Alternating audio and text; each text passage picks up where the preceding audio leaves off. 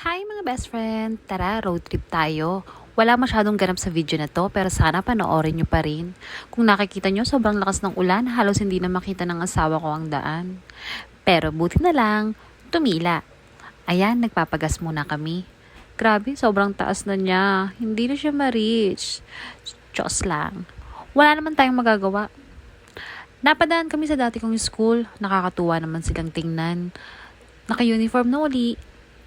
Face to face na talaga. Dumaan lang kami dito sa simbahan. Sikat na simbahan ito dito sa Batangas. Kung alam nyo to at nakarating na kayo dito, comment down below. At sa gustong makarating dito, sa San Pedro Santo Tomas, Batangas lang ito, PM nyo ko, ituturo ko sa inyo ang direksyon sa puso ng mahal nyo. Char lang.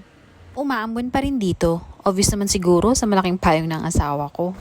Ayan, may binibili lang kami. Pakita ko yung sapatos ko, baka magustuhan nyo. Dito lang ito sa TikTok, pero hindi ito sponsored ha. Pagkatapos niyan, umalis na din kami. Nagugutom na raw yung asawa ko. Gusto daw niya ng something hot. Gusto daw niya yung Loming Batangas na napapanood niya. Kaya lang ang layo naman ng Lipa. Nandito lang naman kami sa Santo Tomas, Batangas. Kaya yan na lang, hot mommy. Masarap din siya, ang dami din kumakain dito. Dito lang to sa San Miguel, Santo Tomas, Batangas. At syempre, dapat lagi kang may baong sariling tubig. At ugaliin, laging mag-alcohol. Ayan, on our way na uli kami. Ginabi na nga kami eh. Kailangan pa namin maghanap ng tutulugan. Pero saan nga baga tayo pupunta? Hindi din namin alam eh. Medyo napalayo kami bago kami makaisip na maghanap ng tutulugan. Ayan, nakakita kami ng simbahan. Bukas babalikan ka namin. Hanap lang kami ng tutulugan. Pero bago yon, kain muna kami ng dinner. Syempre dito sa Jollibee, nandito yung saya eh. Favorite naman talaga namin dito sa Jollibee. Kahit yata araw-arawin namin, di kami magsasawa. At finally, after 2 hours, nakahanap kami ng tutulugan. Ay, nakakapagod. 11 PM na ng mga oras na yan. Ayaw pa nga ng asawa ko eh. Mahal daw dito. Ay, skoripot talaga. Good morning! Wow, couple shirt yarn.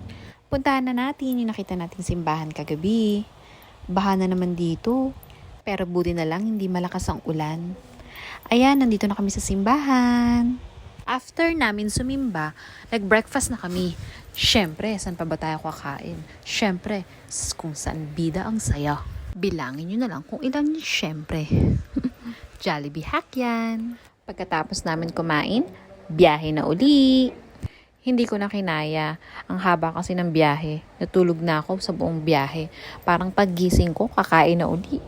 Dito niya ako niyaya sa favorite namin, Mandos and Elvis, dito uli sa San Miguel, Santo Tomas, Batangas. Dati small cafeteria lang ito pero tingnan nyo ngayon, restaurant na.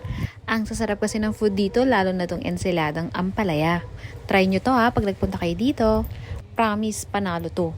Manamis-namis na maasim-asim na, basta tikman nyo na lang ha. Okay tams, daming kumakain, di ba? After naman namin kumain, niyaya ko siya dito. Parang gusto ko kasing bumili ng mga kung ano-ano. Katabi lang ito ng Mandos and Elvis. Pampasalubong. Papasalubungan ko yung naiwan ko sa tindahan. Last stop over na namin ito. Uwi na kami. Thank you for watching. Bye!